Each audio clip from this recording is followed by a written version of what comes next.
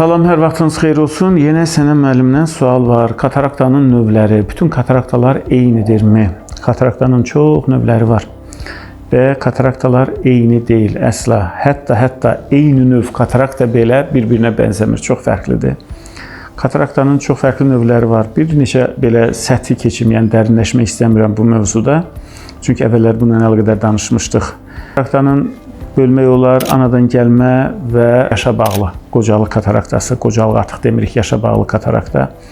Anadan gəlmələrində bir neçə növləri var. Nuklear katarakta var, polar katarakta var, arxa subkapsülər katarakta var, ön subkapsülər katarakt var, fəsadlaşmışlar var. Yəni mirvari suyu qlakoma ilə fəsadlaşır, mirvari suyu şəkərli diabetlə fəsadlaşır. Ona görə böyüklərdə də eyni bu şəkildə nuklear katarakt var, kortikal katarakt var, arxa subkapsülər katarakt var, arxa polar katarakt var, ön subkapsülər katarakt var, travmatik katarakt var. Yəni kataraktların növləri çoxdur.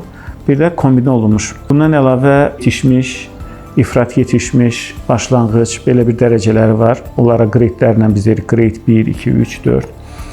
Ondan başqa əlavə problemlərlə, tutaq dar bəbəklə. Elə xəstələr var ki, katarakt var, amma bəbəyi də böyümür. Əlbəttə ki, bu gedişat, əməliyyatın gedişatını çətinləşdirir. Yəni kataraktanın klassifikasiyasını çox belə dağınıq izah elədim. Növləri çoxdur, heç biri bir-birinə bənzəmir.